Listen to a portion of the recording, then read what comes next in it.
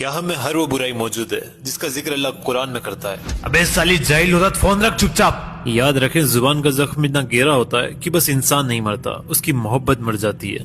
جبکہ رسول اللہ صلی اللہ علیہ وسلم کا فرمان ہے تم میں سب سے بہتر وہ ہے جو اپنے گھر والوں کے ساتھ سب سے بہتر ہو. ارے لالا صرف ایک ہی تو جھوٹ بولنا ہے، پھر پیسہ ہی پیسہ ہوگا. جھوٹ سے دولت تو بڑھ سکتی ہے مگر برکت ختم ہو جاتی ہے. جبکہ حضور کا فرمان ہے کہ مسلمان جھوٹا نہیں ہو سکتا. یقیناً اگر ہم جھوٹے ہیں تو پھر ہم مسلمان نہیں ہیں.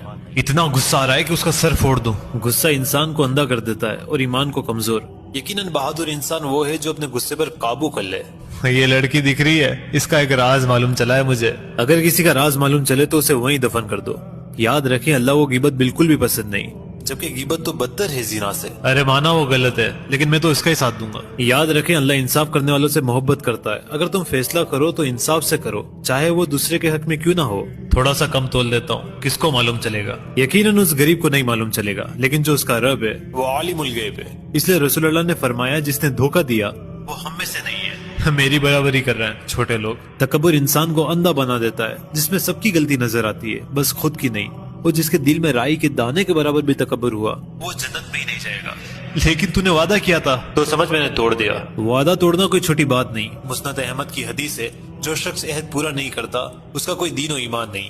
یہ صلاح اس کے قابل ہی نہیں ہے، کیا معلوم کیسے مل گیا اسے. اس کو دینے والی ذات وہی ذات ہے جو تمہیں رزق دیتی ہے. کبھی حسد مت کرنا، کیونکہ حسد نیکی کو اس طرح کھا جاتی ہے جسے لکڑی آگ کو.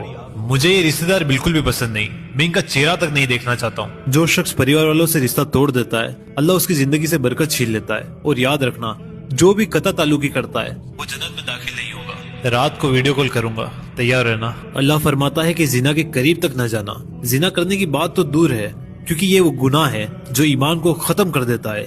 اور یاد رکھیں جب ایک مرد اور عورت تنہا ہوتے ہیں تو ان کے بیچ میں تیسرا شیطان ہوتا ہے.